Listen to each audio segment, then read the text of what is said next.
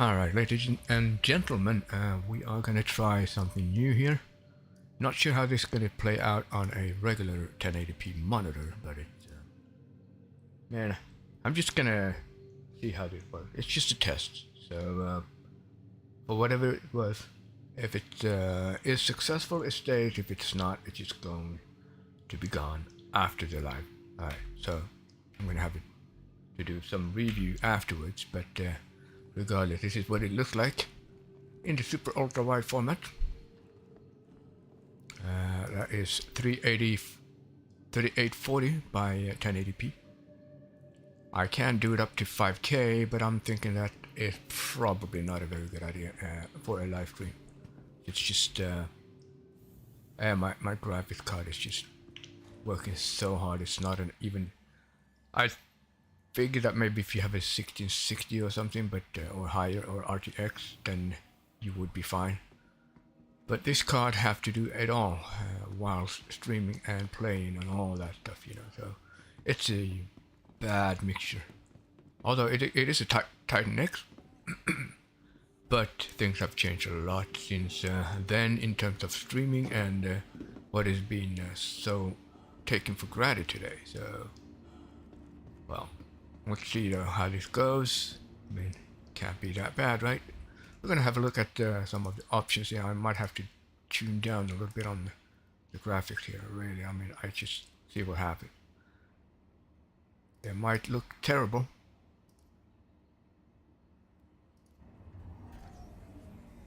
I didn't do much. No. So, alright. Let's try again.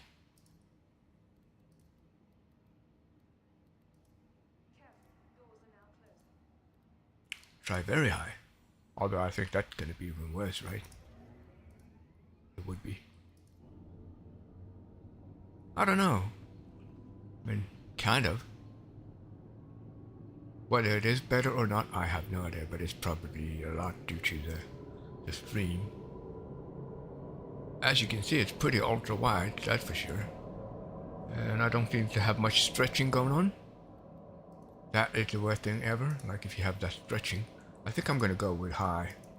Probably for the better. We're gonna have at least a decent amount of frame rate. Now, having a super ultra wide monitor myself, it is actually very much appreciated once I do find videos in this format. However, it is pretty stretched out and narrow for being downscaled on a regular 1080p monitor, I know. See how stretched this guy is? He's very stretched. Alright, I am gonna have to probably work a little bit on the field of view. It's definitely way off. See, I wonder what happens if we go down. Is he still gonna be stretched out? I don't know. Let's have a look. But you use the guy as a measurement. Will you be stretched out? You will be stretched out. Oh yeah. Oh yeah, he's about twice as much stretched out. Alright, let's have a look.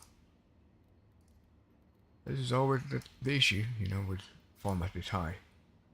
That you're gonna deal with stretch out.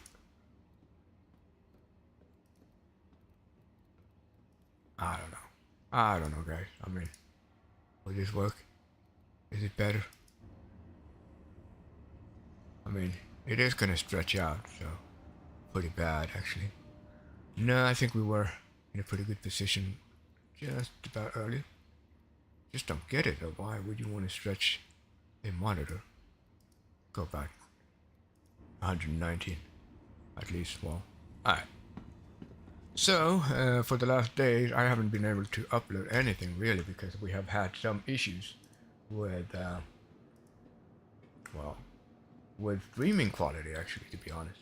I'm just gonna have a look here real quick just to see where I'm at, and it looks fine. It looks actually much better. Wow, okay, so it definitely does look much better. And I'm just double checking here, guys, because this is a live test. Volume wise, should be okay-ish. We might have to look into it, but if it is okay, then I'm gonna leave it as this. Alright, so due to the technical issues I've had, I haven't been able to cover. Let's see, we have Anvil, and I haven't been able to cover Argo, Greycat, Consolidate, Outlands, and Kruger. So, might as well just go ahead and go for Apex Hall first. That's going to be Anvil. And look at things in super ultra wide format.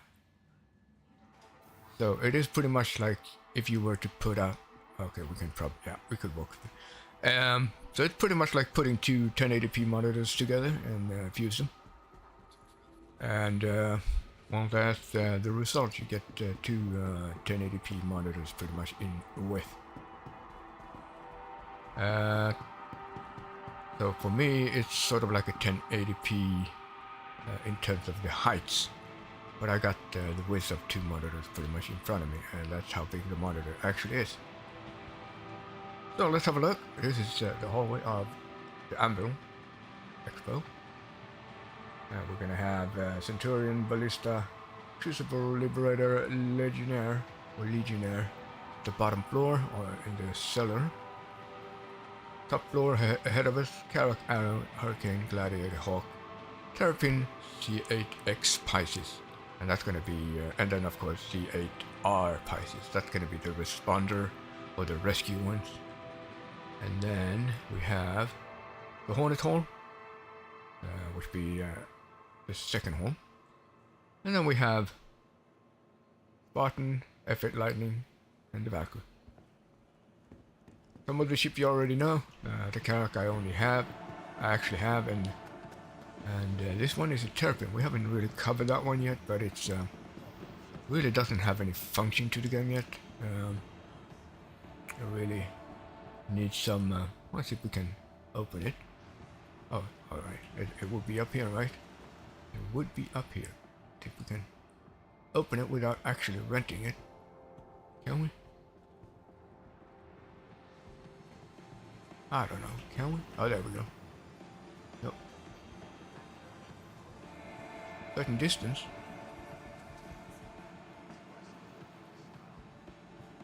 I mean, you could rent it, right? I mean, why not? And by doing that, I will get rid of that stupid overlay. And of course, an error has occurred. Been quite a issue in the IAE. Well, it doesn't matter. I mean, it is sort of like a reconnaissance slash tracker. And we have the Gladiator, a medium to light bomber, two-seater, pilot and bomber or co-pilot on top.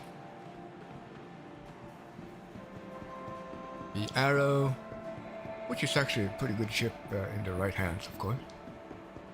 And then we have the C8R Anvil Pisces, which is, well, R stands for responder, or, well, pretty much, and that's it's probably like the regular Pisces, but because it's not like the expedition one, and it does have a complete overhaul inside, of course, to accommodate for its features. I own one of these. I actually did buy twice, or two of them, but figured out, what the heck, you know, why? Compartment, overhead compartment for the patient and for the crew, and they actually do work now and then, but just now and then. Yeah. And then of course they come, these Pisces come with a storage that replenishes every time you spawn it, I think. And well, it comes with medpan and what have you. There you go. A tier 3 bed and a caretaking monitor, or a monitor. A jump seat for the nurse or slash passenger, and a pilot seat, and everything else you pretty much know of from the ordinary Pisces. What they have though is this nice little miniature entrance that you also see sort of like is in the Karak going into the medbay. It's definitely a sort of like a replication of that, but in a much smaller scale, of course. Apart from that, we have I mean, this is definitely not the actual stars, but I don't know how it works. It is under the ice, but it is quite demanding, at least for my CPU anyway. Heading downstairs, having a look.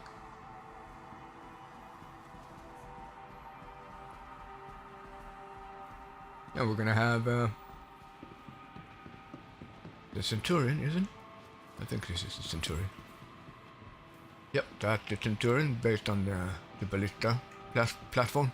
Well, I can't remember what the platform was actually named at, but and there's the regular ballista, the one that we've had for a long time now.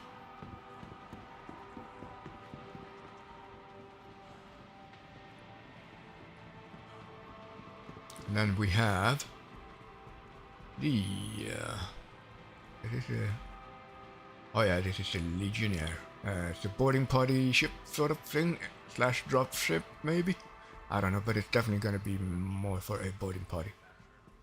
Hacking is gonna be part of the game, and hacking is gonna be part of one way of hacking into another ship to be able to open up the doors. Either that, or you just blow them up or bend them up. I don't know, but it's gonna be interesting. And the Liberator, sort of like a mini carrier. Pretty neat. It actually is about the same size of a Carrack, just one deck, and it can only accommodate for 2 crew maximum. That's actually pretty significant. I mean, being able to only require an extra crew member to actually operate that. I can imagine, obviously, with life support and all that stuff coming into game, later it's gonna actually be crucial. Alright, so Crucible, it's gonna be a repairing / dock ship where you will be able to dock into there, much like well, I mean, I can imagine out in Pyro, which is about 4 times bigger than Stanton, where you have very few stations and civilization is pretty much non-existent there in terms of infrastructure and that kind of stuff. You're definitely going to be dependable on support ships of different kind, and that one would definitely be one of those that you could really be relying on out there. So that's pretty much what was downstairs in the Apex Hall, during the Anvil. It's a lot of ships to go through, but I'm going to go through them all now that I actually can.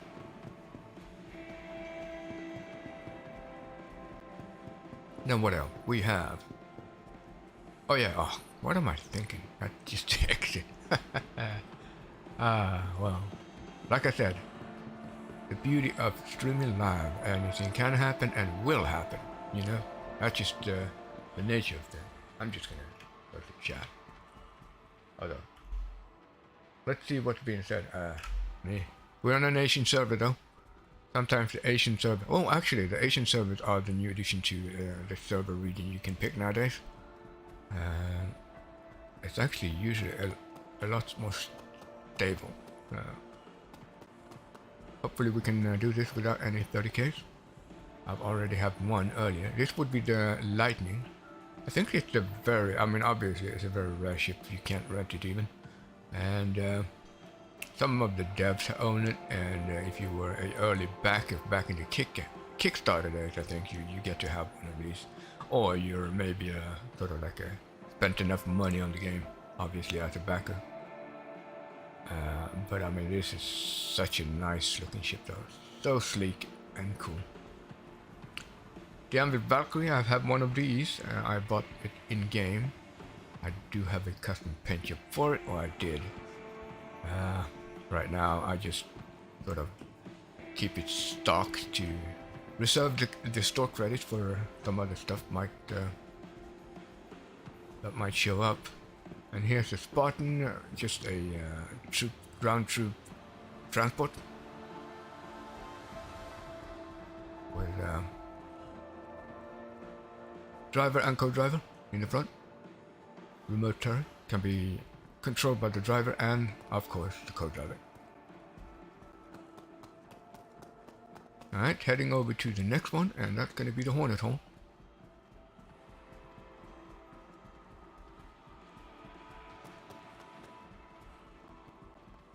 Alright, Apex Hall. Or you could say AH. That's a tongue twister for you. AH. AH2, or was it? Yeah, AH2. I just make things harder on me, am I not? Given that English is definitely not my first language, Swedish would be my native, so you just bear with me. Alright, Hornets of all kinds of variants. And this one is... well, it's the stock one, I think, yeah. Then comes the...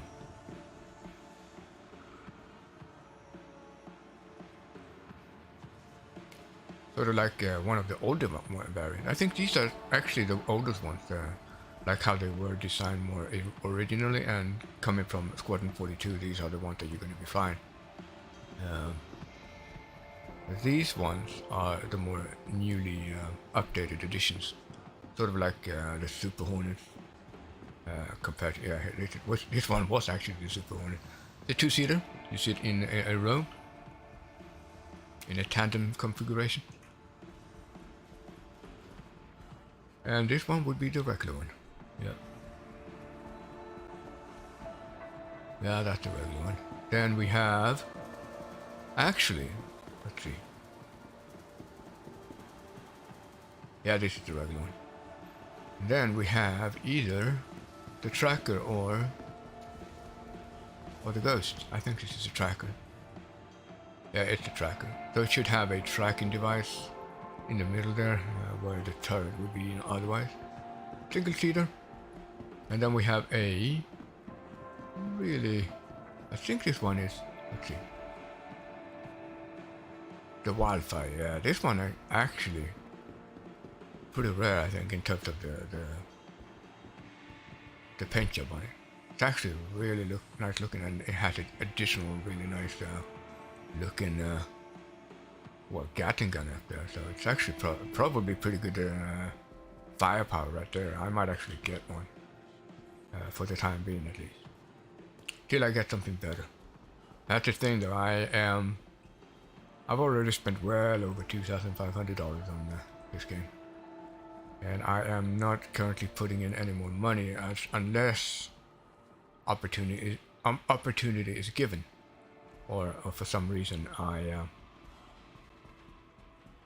I need to put in maybe for a subscription or whatever, but I just usually toss around my store credits that I already spent, and there's that. That pretty much the Apex Hall, guys.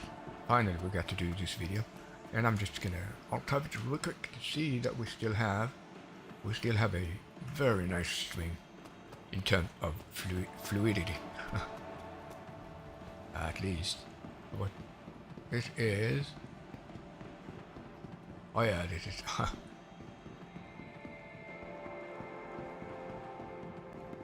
the Hawk, is it? Yeah, it's the Hawk. The bounty hunter ship. You have a small compartment here in the tail to store your captures or your prisoners.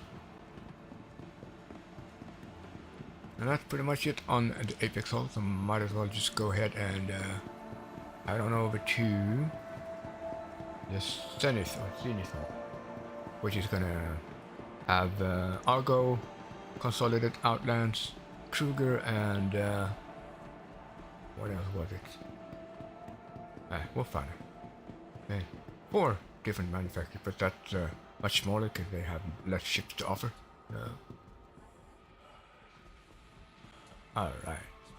Yeah, you definitely need a Segway down here. A lot of distance to cover, or at least bring a lot of drink, or water, or whatever. Alright, let's see. Do we have a elevator? And I think oh yeah, look at that. The textures are gone. Started to get blurry. There we go, now we loaded in. Yeah, I do put a lot of strain on this stream for sure, being doing a test at super ultra wide. Let me know down in the comments section, guys. It is a valid or a value, sort of like a format you would want to see in the future. Is it working for you guys who's only on 1080p? Let me know down in the comment section. I will most likely keep this video just for a show. This would be the Merlin, not by the for actually, which one is it? Is that an Archimedes? Yeah, that's the Archimedes. What am I doing? It says on the signs. Oh, so that's for the Phoenix, the luxurious version of the Constellation. So it has a little bit different design on the nose and on the top. Actually, it looks more like a dagger. That one. Well, that one does not. See, it doesn't have the same shape actually. Alright, so we have, let's have a look at the map, if the map works. So we have, sorry, Grey Cat, yeah, that's the one.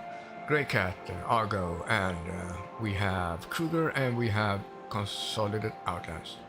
Those are the ones we have, and in front of us we have Argo, the MPUV personnel, and the cargo.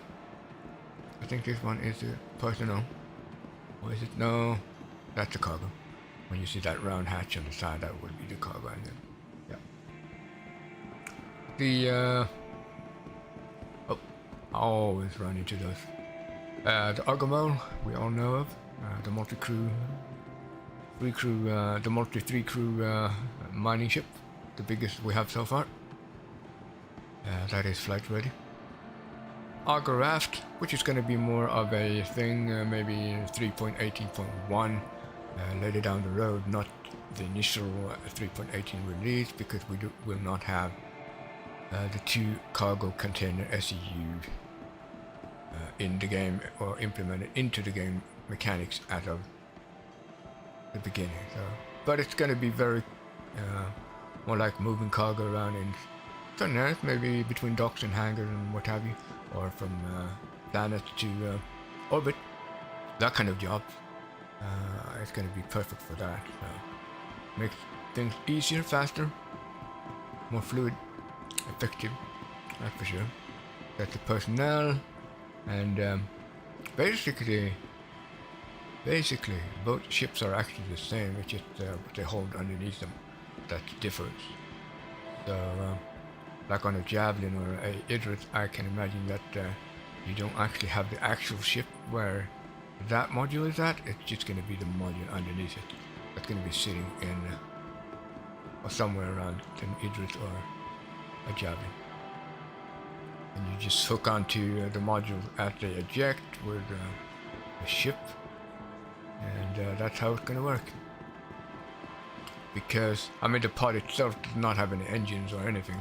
It will just, it has thrusters, I think. It looks like it, but that's it. It can maneuver around a little bit, but it's not going to really be able to propel itself. Not like a ship would, so it would be very reliable on the ship that carries it, which is today the Argo cargo or the Argo personnel. Which is interesting. You might actually be able to do some cargo hauling just for the SEU. But so, Grey Cat, the Grey Cat DS, which holds about twice as much cargo as the regular Rock. But yeah, I mean, this one it's sort of like kind of useless in a way, because if unless you're 2 people, but it's even so, like it's probably better to just head out with 2 rocks each instead. You're going to be much faster that way. The new STV, which is, I am going to cover that one later, but I definitely dig in this one. I have this one in a concierge blue color. The PTV, a personal transport, it's going to be redesigned at some point to accommodate for the new features. Well, I don't know. It needs to be redesigned. It's been around for ages. Alright, What else do we have here? Yeah, we have the quad, or the hover quad. The Consolidated Outlands is the one who manufactures these. I mean, I know it's not armed or anything. I mean, it doesn't have any pew, and it comes with a couple of storage compartments, some hatches here and there. But it's perfect. It's not very big, as you can see, and it actually fits in a lot of smaller ships. And it's perfect for personal transportation, so there's that. Just to mention it though, guys, I mean, yeah, you can rent these and you can buy them. Obviously, you can rent everything that is flight ready on the IAE for free, which I suggest you to do unless you already own them. But most of the stuff here you can actually buy in game, so don't panic about it. The SRV, that's going to be the tugboat. Pretty much it's going to be able to tug, maybe do some other servicing stuff, or just supporting stuff, but that's going to be like a tugger. And then we have the Pioneer, that's from Consolidated Outland. Oh. Yeah, and this one is actually a pretty neat thing, because you will be able to manufacture like sections of bases and what have you, and do it for in a larger grand of scale. And well, you're not going to be excluded from it if you don't own one of these, but it's going to be a much more refined way of doing it, obviously, with this ship. But don't feel that you're missing out on it if you can't buy the ship. You're not. It's just, this ship is going to allow you to do it on a grander scale, in a more, you know, on a more sort of like a tycoon way, to put it the right way. Thing is that I did mention earlier as well is that you can actually see sort of like ish at what stage during the development they are in. So here you can actually see that it is actually in a white box stage, and that's sort of like a sketching stage. Sometimes you see past sketching, where you actually start to see some color on the white boxes, but that's all there is to it. But yeah, these are not just holograms anymore. It actually shows at some point, somewhat at what stage of development they are actually in, which is actually sort of like a feature I think a lot of people seem to miss out on. They just don't realize that it actually might be just that, you know, like a preview as of where they are in development, which is actually pretty cool. I really like it. It gives you a better idea of when to expect certain ships. Continuing down the way, we are going to go to ZH2 and 3. Or Z, I don't know how you say it. Yeah, I don't know. It doesn't matter, guys. It doesn't matter.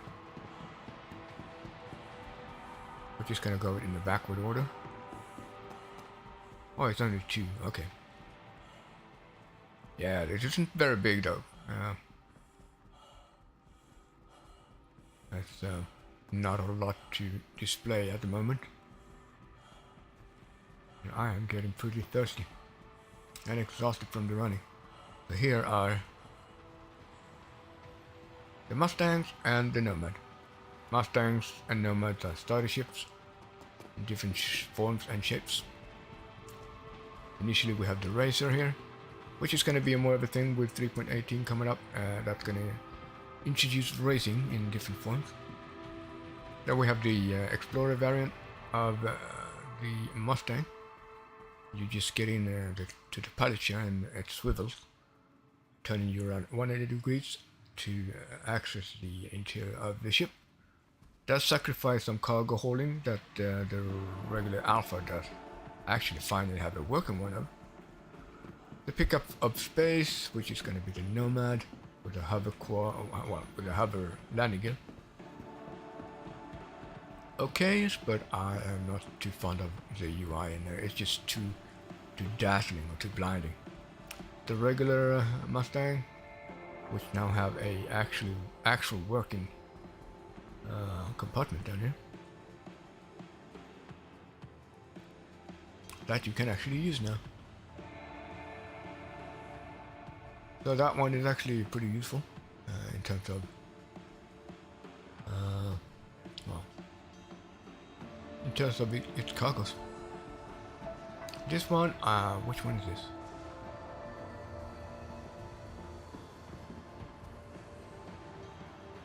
Oh yeah, it's a Delta. That's a fighter. I don't know. Yeah, I think that's the fighter has missile pod up there. So that's pretty much it, guys, in terms of the IAE, the part of the IAE that I haven't been able to cover due to some technical issues. Partially because my graphic card is not of the era where it's aimed for streaming live, and well, it's just what it is, right? You deal with what you have, and I am so sorry that I haven't been able to cover things. At this point in time, I am in a bit of a strained period, so it's not on the priority scale to fix the computer right now. It's just other stuff has priority before that. But I'm gonna try to cover the things as good as I can. I am not complaining. I am just enjoying that I can do anything at all, actually. And as long as the PC still copes with the game, streaming and what have you, I will continue to do so.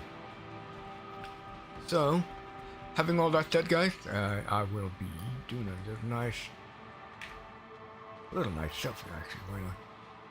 Oh yeah, I could actually. Why not? Gotta be representative, right? I'm gonna do this. And as you can see, UI is definitely different in super ultra wide. So everything is so much bigger, and that needs to be addressed as well, because a lot more people, more and more people are actually getting into super ultra wide and ultra wide. And I can imagine that they are facing the similar issues. Other than that, scaling is a little bit off, because when you are in a ship, that means that some of the UI, like chat, for example, like if I bring out the chat now, it's fine, right? But if let's see if I can get into a ship here. If I get into the pilot seat of any ship, that chat actually ends up outside of my monitor, meaning that the chat is pretty much useless for me in a super ultra wide format. So good luck trying to speak to me on chat as I am in the pilot seat. Have a look. I hit F12 again, and the chat is gone, as you can see. I can see, like if I hit enter, maybe? No, that's not there. Either that, or I have to hit F11 to see it. But if I step out now, I should be able to see the chat. There you go. There it pops up. So that, the one thing that needs to be changing, and part why I am usually trying to stay away from this format for that very reason. But I do like the width of it. I mean, it's nice. The downside, obviously, is always that it doesn't get any higher or taller on the vertical plane. So it gets pretty narrow in that way, as opposed to the width. So it doesn't really correlate to the width in a natural way, anyway. It's, yeah. But it is what it is. I do enjoy it, and if you guys want to have more of me streaming in this format, I can do so now and then. I am not going to guarantee I'm going to do it all the time, and if for some reason it is terrible for those with a regular 1080p monitor, I will try to switch back to a 16:9 format again. But I have had some serious issues with choppy graphics and what have you, and so I was hoping that I could at least oh wow, okay, I am looking fat. There we go. Don't want to look fat on the stream. But yeah, that's that, guys. Thanks for watching. Hit thumbs up, that does help a lot. It actually helps much more than the amount of views or subscription even. It does help a lot for the algorithm. Obviously, everything needs to be done unless you haven't already. But even if you have it already, the thumbs up is always appreciated. And like I said, hit the thumbs up, like and subscribe. Hit the notification bell so that you can see some more, catch up some more in future events. And don't forget that for this one, definitely make a comment in the commentary below, or in the comment section down below, what your idea and thoughts are about this format, whether I should continue with this one or just do it now and then, or whatever works, audio levels, what have you. It's just a test stream, mind you, so it is what it is what it's going to be. Alright, so with that having said, I am signing off.